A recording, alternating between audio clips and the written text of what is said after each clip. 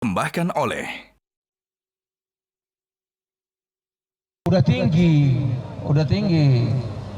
Jadi gini loh, harga AIT itu misalnya 5 kilo 70.000, berarti berapa itu? 14.000 kan?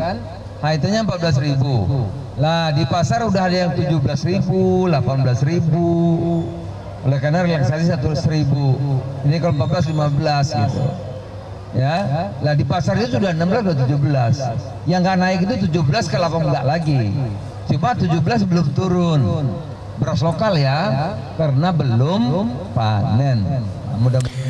Kembali bersama kami di Prime Time News, Pak Saiful. Kalau misalnya memang ada kemungkinan bahwa harga beras masih akan tinggi sampai akhir tahun, lalu kemudian solusi yang paling efektif untuk bisa menurunkan harga beras itu seperti apa? Apakah kemudian impor lagi begitu untuk kemudian menstabilkan harga?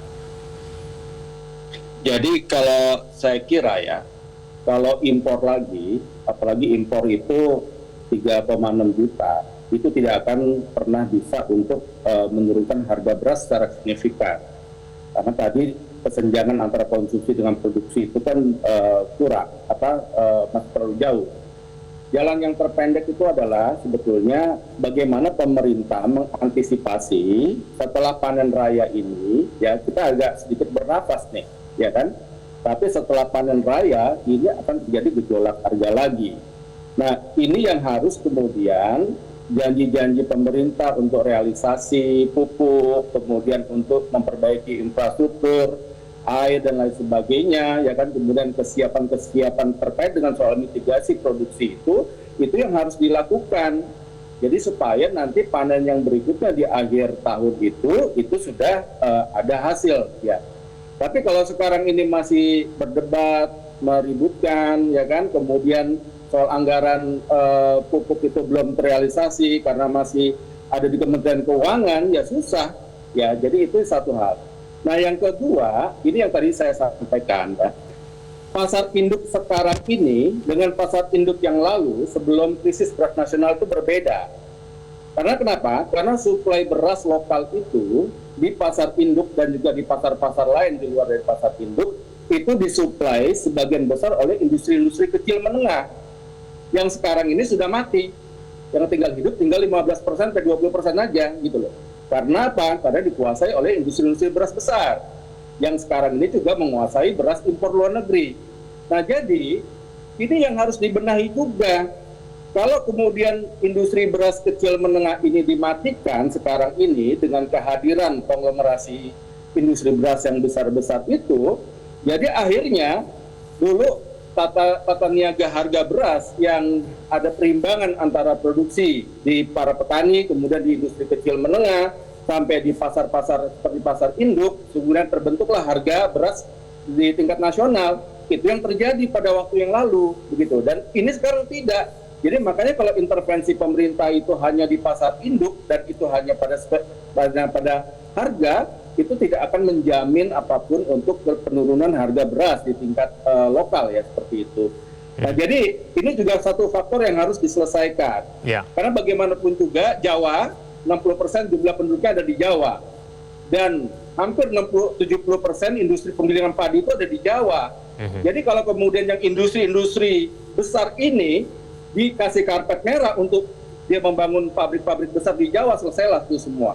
Jadi saya kira, saya setuju, lebih bagus mereka keluar Jawa saja, Sumatera, Sulawesi, bangunlah industri besar-besar di sana. Toh juga pemerintah akan bangun beberapa sentra produksi pertanian besar di luar Jawa. Jadi saya kira itu menjadi kuncinya, Mas Bukat. Oke, baik. Pak Edi, jadi strategi terbaik untuk menstabilkan harga beras ini seperti apa? Karena nanti pada saat masa panen itu harganya akan turun tapi sementara saja, nanti juga akan naik lagi begitu, kata Pak Saiful begitu. Ya, kita harus bedakan antara solusi jangka pendek dengan solusi agak panjangnya gitu ya. Kalau solusi agak panjangnya meningkatkan produksi, ya itu sudah pasti.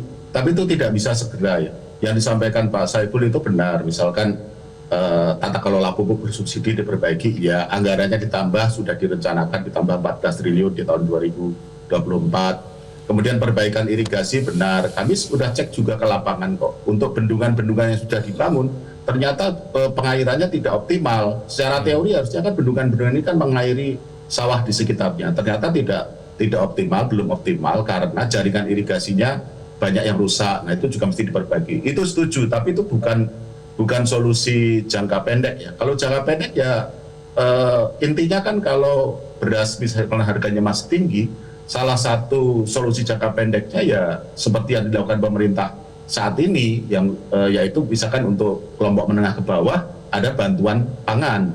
Karena itu artinya kelompok menengah ke bawah meskipun harga beras itu mahal, mereka masih bisa kemudian mengonsumsi beras yang merupakan bantuan dari pemerintah, dan itu ada 22 juta rumah tangga, itu cukup membantu mereka lah gitu. Nah, kalau untuk artinya begini, kalaupun harga tidak bisa turun, minimal yang kelompok menengah bawah itu tidak terlalu terpukul.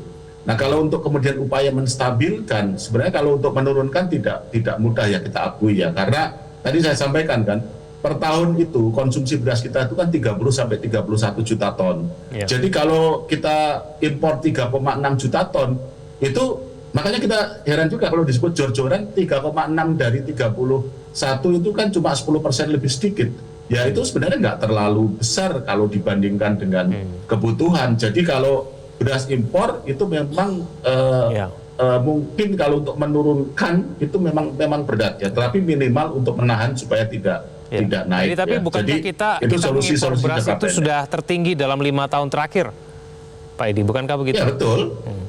Betul, ya kalau itu betul gitu kan. Nah artinya kita bersyukur sebelum-sebelumnya kan impor tidak besar. Tapi saya ingin bandingkan dengan volume keseluruhan kebutuhan beras untuk mendapatkan suatu pemikiran apakah impor itu kemudian bisa dengan serta-merta menurunkan harga.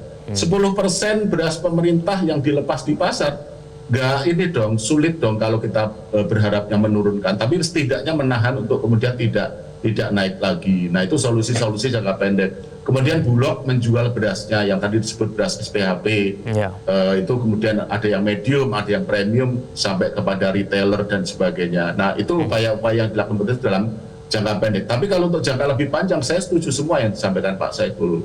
Jadi memang kita dalam jangka lebih banyak tidak mengandalkan impor karena impor itu kan solusi jangka pendek. Oke, Pak Saiful, impor kita masih wajar sebetulnya menurut Anda? Sebetulnya impor dibandingkan yang lalu-lalu tidak wajar ya. Tapi karena tadi, kan sebetulnya begini, dari 2021 sebetulnya, dan gejala tentang penurunan produksi itu sudah terjadi. Kenapa? Itu bukan karena El Nino, ya El Nino kan salah satu. Tapi karena memang dari sejak 2019 itu kan anggaran pupuk kita itu kan terus berkurang, ya hampir 10 triliun ya. Nah, bagaimanapun juga, karena kita ini sudah puluhan tahun lah, lebih dari 30 tahun bergantung kepada pupuk produksi kita nih, khusus produksi padi. Nah, jadi ketika itu kemudian dikurangkan secara signifikan, udah pasti berdampak terhadap produksi. Nah, jadi ketika kemudian impor beras di 2023 sekitar 3 juta tonan, ya kemudian sekarang ditambah lagi, ya ini adalah bom waktu yang dihasilkan dari kebijakan pemerintah terkait soal pemangkasan anggaran pupuk. Kalau sekarang mau dinaikkan, ya menurut saya ya itu memang solusi yang paling harus dilakukan. Kalau tidak, ya artinya sampai kapanpun kita akan bergantung kepada impor. Dan tentu saja impor kita sudah sangat tinggi ya dibandingkan periode-periode pemerintahan sebelumnya, apalagi untuk 5 tahun terakhir ini. Saya kira itu yang bisa saya sampaikan. Oke, baik, kita akan tunggu kemudian strategi pemerintah berikutnya untuk menurunkan harga beras supaya kemudian lebih stabil dan kemudian lebih terjangkau. Terima kasih Pak Saiful, terima kasih Pak Edi telah bergabung bersama kami di Terima kasih. Jelajahi cara baru mendapatkan informasi. Download Metro TV Extend sekarang.